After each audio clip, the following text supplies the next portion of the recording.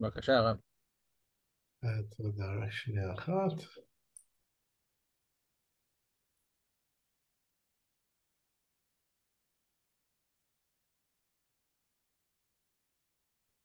Right, good evening to everybody. The shir is in English, as we've mentioned. This is one of the only ones I think that is in English, and it's wonderful that we do have the opportunity, uh, thanks to those who've organized it, to be able to get together. I won't keep you long; it's late already. But I was asked to perhaps repeat some of the essence of the shir that I gave on the morning of Simchat Torah, about half an hour before we started getting the news. Of what in fact was happening. And it was almost as if there was some premonition because it was so relevant to what was happening. And tonight I want to look at it from a slightly different viewpoint and try and find some chizuk for us in what's happening as well. Because what happened on Simchas Torah and is still happening is at one and the same time, one of the biggest tragedies since the founding of the state that we've had to endure. And at the same time, there's an enormous amount of nisim, of unbelievably miraculous events that are taking place as we speak, all the time. And in a sense, the nisim of what is happening, and we can't allow one to cancel the other out. We can't ignore the nisim because we're only looking at the tragedy, and we can't only look at the nisim and ignore the tragedy. We have to be able to hold them both in our hands and understand two things are happening at once. We've lost a lot of precious people. We're in a difficult situation. And yet, on the other hand, some wonderful things are happening. And those wonderful things that are happening are answers to our tefillot on Sucot and Hoshana Rabbah is what I want to show you, that we actually asked for certain nisim, for certain miracles to take place. And what we're seeing is an answer to those prayers, to those tefillot. In so doing, we need to understand on Sukkot, the whole idea of Hoshana. Hoshana means save me, save me. Why on Sukkot? Of all times, when we're in our Sukkot, it's peaceful, it's beautiful, it's tranquil, it's a period of prosperity. We've just finished gathering in the harvest. Why are we starting to cry about Hoshana? We've got money in the bank. We're secure. We're safe. Why Hoshana? Why are we crying to Hashem to save us? To save us from what? And why specifically on Sukkot?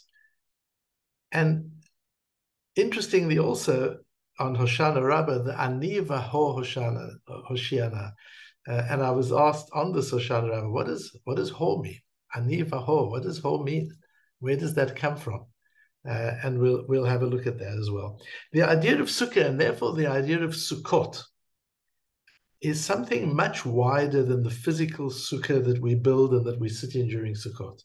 There's an idea that goes far beyond that. Even whether we think of Sukkot as Sukkot Mamash, as the real physical Sukkot that they lived in the desert, or whether we think of it as the Ananei Kavod, the clouds of glory that they had in the time of the desert. It means more than both of those. There's something beyond that too.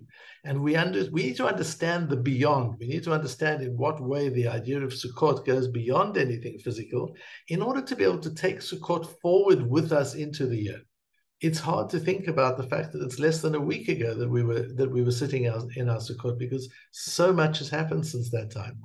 But it was only a week ago, and we want to be able to take some of that atmosphere and that specialness of Sukkot and take that into the year ahead.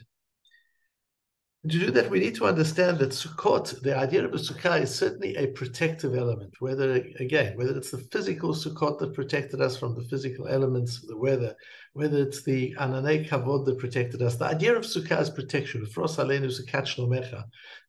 idea is that there is a force of protection around us, and that's what Sukkah means. Schach, the real essence of the word Sukkah, is that protective covering that we have. And clearly, because the Sukkah is so frail and fragile, it can't be designed to protect us from physical threats. it's just too flimsy to protect us from that. If we really wanted to protect ourselves from physical threats, this would be the time to go into the house, not to go out of the house. So clearly the protective powers of the Sukkah are to protect us from something other than physical threat. What is that? We see the idea of Sukkah appearing, so we see it several times in Tanakh, but one of the intriguing places is in Nehemiah, in the 8th perek of Nehemiah. Ezra is coming back from Bavel, and he's brought a community of people back to Eretz Israel to rebuild the Beis HaMikdash and re-establish life in Eretz Israel after the destruction of the first Beis HaMikdash. And the description there is how celebratory this was, the coming back to Yerushalayim. But in that celebratory description, there's something rather disturbing. Vayasu kol hakahal hashavim min hashivi. All of the community that were returning from captivity in Bavel created a Yom Tov. They made Sucot.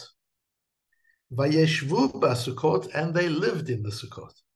Ki lo asu mimei Yeshua ben Nun kol bnei Yisrael ad hayom hahu, because they had not made a period of Sukkot since the time of Yeshua ben Nun. Vatihi simcha gedola me'od, and there was an amazing simcha that they'd come back from Bavel to Yerushalayim, and they had returned, and they were observing a Sukkot, something they hadn't done. Now, if it would say they hadn't done in all the years they were in Bavel, okay, one might understand that. But what does it mean that they hadn't done in all the time that they were in Eretz Israel, even since the time of Yeshua ben Nun? Since Eretz Israel was first conquered by Yeshua, Tanakh tells us there wasn't an example of the keeping of Sukkot. And that's something that the Gemara in Erchin on Daf Lamed Beis finds very difficult and says, Efshar ba David v'lo asu Sukkot ad sheba Ezra? Are you trying to suggest that in the whole period of David and Shlomo HaMelech, that there was no sukkahs? In the time of Shmuel HaNavi, there was no sukkahs. In the time of Natan HaNavi, there was no sukkahs. They didn't keep Sukkot. Ad Sheba Ezra, until Ezra came, and now he created Sukkot again for the first time? Surely not. Elobat says the Gemara, Sukkot in the context of Nehemiah doesn't mean the festival of Sukkot in the physical sense as we know it, but deboi rachme al yetzer da'avodah zora uvetale. Ezra did something amazing. He dedicated unbelievably passionate tefillah to the request that the yetzer hara for avodah zora, that the desire for idolatry should be taken away, that the attractiveness of idol worship should be removed, and that people should find it easier to dedicate themselves to the singular avodas Hashem, to the service of God. Va'agen zchut alayhu ki sukkah. And the zchut of Ezra protected them from this yetzer hara of avodah zorah as a sukkah protects people. So again, we get this idea of the protective covering that sukkah is, and it has this effect of protecting people, but protecting them again, not from a physical threat, protecting them from an inner threat, from something that was threatening them from within. Because what is a yetzer hara? A yetzer hara doesn't come from outside. A yetzer hara is something which is inside us. We have this desire. We have this tendency. We have this weakness. And so Ezra asks for us to be protected against our own weaknesses, the weakness for avodah zorah. And agin zchuta alayhu ki sukkah. And in fact, that turned out to work.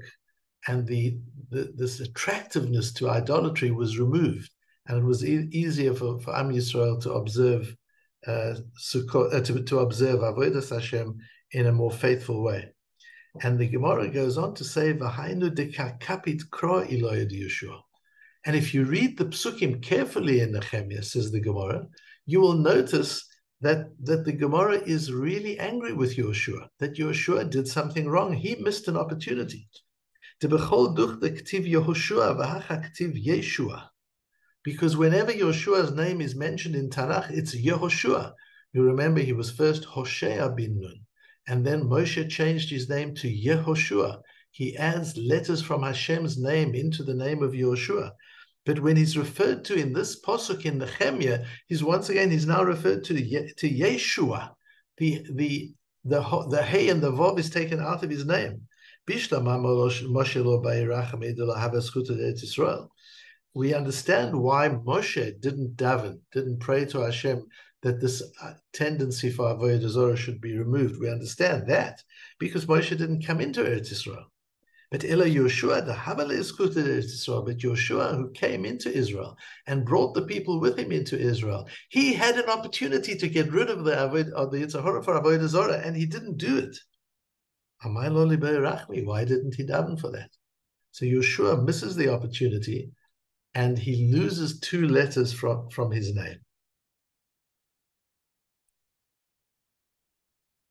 And that's what we daven for in the Hoshianas and in the Hoshana. Hoshana, save us with the Hevov. Anivaho, Hoshiana. Bring that Hey and Vov that Yeshua lost back into our national psyche. Bring that into being part of us, that we can reestablish that which Ezra brought us and Yeshua lost. And what was that? That's the Hey and the Vov. The Hey and the Vav are the last 2 letters of Hashem's name, of the Yud Kei Vav Kei, and they are the letters that represent bringing Hashem down into the world and infusing Kedusha, the Kedushas Hashem, the sanctity of Hashem, into the world. Whereas the first 2 letters of Hashem's name, the Yud and the Kei, represent Hashem at his essence, Hashem at his core. The Vav and the Kei of the second part of his name represent bringing Hashem and infusing Hashem into the world. And that was the piece that Yeshua didn't succeed in doing. It's something that Ezra was able to do. So when we say on Sucot, Ana Hashem Hoshiana, Ani Vaho Hoshiana and Hoshana Rabbah, what we're saying is this is our opportunity to rid ourselves of the Yetzer Hara, of Avodah Zarah, of idolatry, the way that Ezra rid us of it, and the way that Yeshua did not rid us of it. This is our opportunity to do so. And very often we think of Avodah Zarah as something ancient and archaic that people had a desire for at that time, but don't have a desire for it today. But what I want to ask you to do is to cast your minds back 1 week. That's all. 2 weeks. And again, it's just so hard because we're in such a different world. So much has happened in the last few days, the last 5 or 6 days. Our world has changed. Our world has been turned upside down. The world isn't the same. Our world is not the same as it was a week ago. So it's not that easy to cast your mind back to what it was a week ago. But think of the fact that only a week ago we were still living in what was probably the most divisive era of our people since the building of the state, since the founding of the state. Maybe in the early stages there was a level of divisiveness that was similar to this, but the divisiveness that we've seen particularly over the last year, has been such that something that we didn't know. I mentioned on Tisha B'Av that the hatred that we started to see in Israel, in the streets, in the media, and not just on the left, it was on all sides. That hatred was not sinat chinam, you remember I spoke about on Tisha B'Av. Sinat chinam is when people hate for no particular reason, but this was hatred based on an ideology. This is a hatred of people who believe they're right, who believe the others are wrong, who believe there's only one way to build the country, to build the state, and that every other way threatens it. And not only wasn't it sinat chinam, as I explained on Tisha B'Av, it was actually, there was gilui arayot in the way we were going about things, the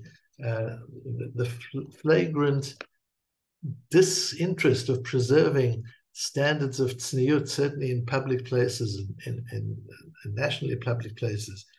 Issues of shfichut damim, the way characters are assassinated.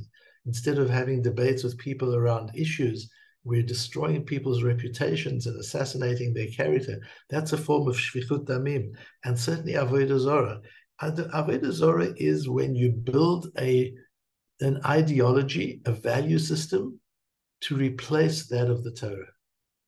And if we look at what's happening with democracy and with liberalism, it's not just the absence of Torah. It's not just an atheism. It's an ideology in and of itself. It becomes the religion. Democracy and freedom and liberalism, they become the new religion. That is Avodah Zarah. Not that we incorporate it into the Torah where it fits. that where the Torah allows for these freedoms and where the Torah allows for that level of democracy, we incorporate it in our country. We're talking here about where that becomes the value system, where that becomes all we believe in. And was that not where we were living in? And the intolerance of the religious for the irreligious and the irreligious for the religious. People were sabotaging the country, promoting disinvestment, promoting emigration, promoting military desertion. We were ripping the country apart in ways we couldn't see it just 1 week ago. We couldn't see ways around this. How are we ever going to bring this country together again?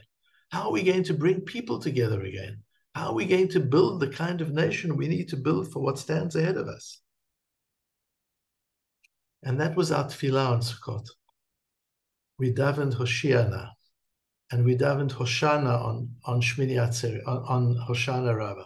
On Friday, we davened Hoshiana and Hoshana, and Aniva Ho Hoshiana. We davened Ribono Shel Olam, bring back our commitment, remove the Yetzer Hara for Avodah Zarah, remove this desire of Jewish people to want to serve everything except our own Torah, to want to be at the forefront of every ideology, of every progressive thought and idea, except the Torah itself. Help us remove that. That's what the Hoshanas were about. And we saw this come to its height during Yom Kippur, where we saw the terrible activities in Tel Aviv, the hatred against the religious, and again, both sides. Nobody's clear of this, nobody's clean of this. But it was only Yom Kippur, only a couple of weeks ago, that things got so bad that even people on the left felt this has gone too far. This isn't okay, in fact. And comes Sukkot, and we sit in our Sukkot, and we take our lulav and esrog, and we daven for unity, and we daven for peace, and we daven for a nation that is committed to Hashem. And then what happens? Yeshuot Hashem ke'eref ayin. The next day, Hoshana Rabbah is on Friday. The next day, the Jewish people are united. The next day, people are davening with all their hearts. The next day, people are turning to Hashem. The next day, we're no longer talking about disinvestment and emigration. People are rushing to serve in the army.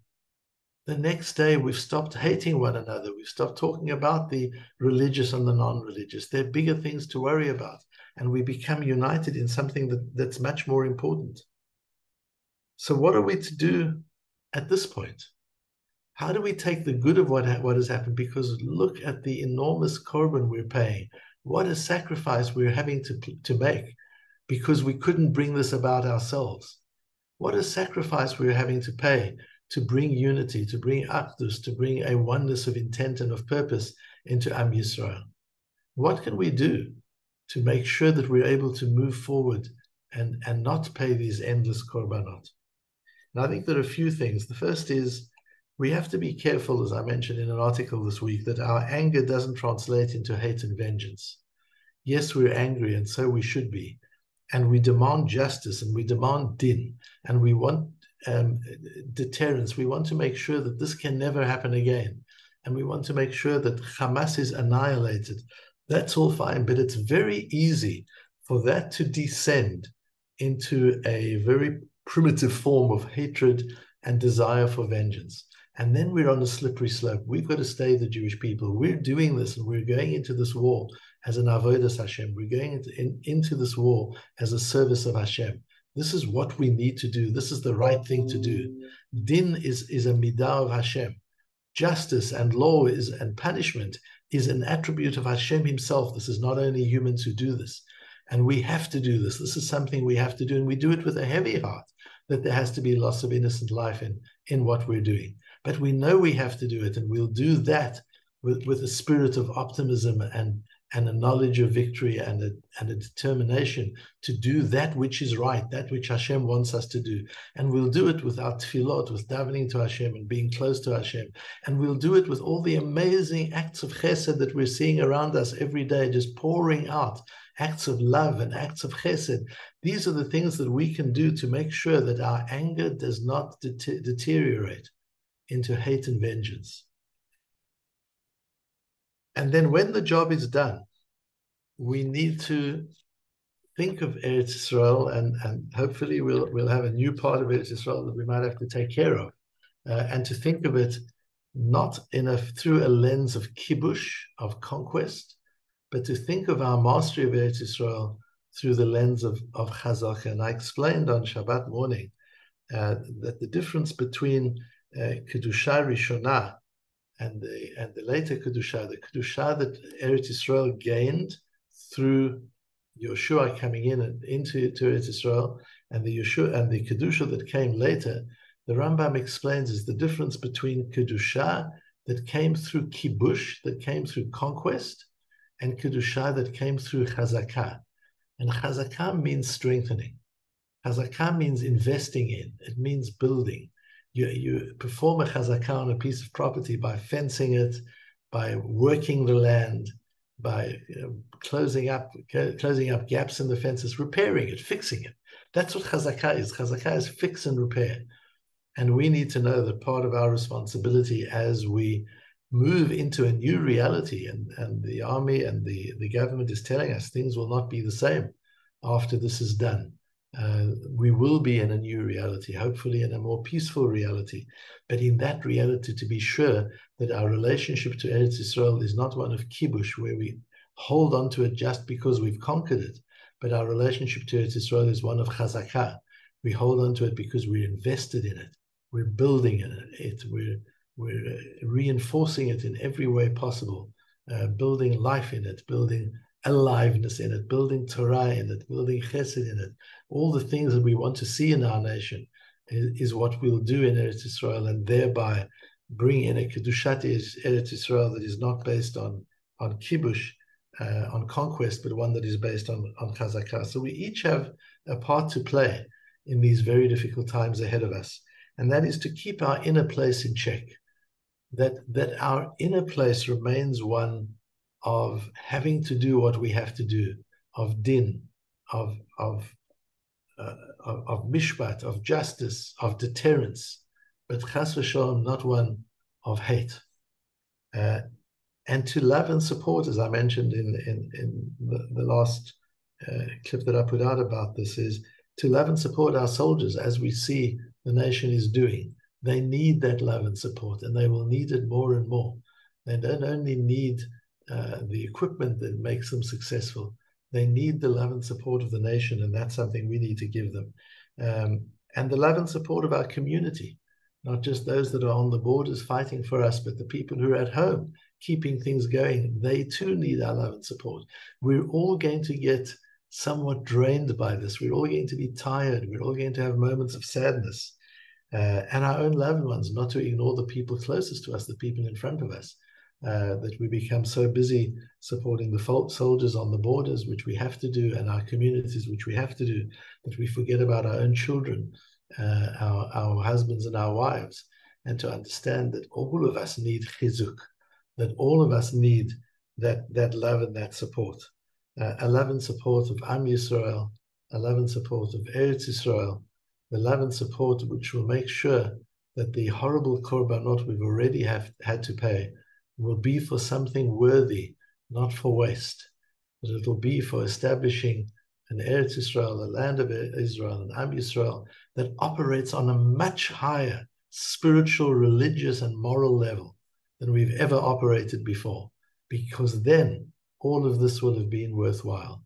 And our tefillot of Hoshana and Aniva Ho Hoshiana, the bringing back of the Ho that Yeshua lost and Ezra restored, bringing back those last two words of Hashem's name, bringing the Kedusha of Hashem's essence into the world, into our daily lives, into the way we deal with one another and we interact with one another, will be the opportunity to build our nation into something it hasn't ever been before. I hope that we all hear good news, that whatever has to happen, happens relatively quickly and with as little loss of life as can possibly be achieved, that all of your families stay safe, emotionally safe and physically safe, and that as communities we stay spiritually safe. We're careful that our tefillah and our learning Torah and our mitzvot on the highest level we can possibly keep it as Am Yisrael goes through these difficult times. Thank you for joining me and for joining the learning this evening. And Shabbat Shalom and good Shabbos to everybody.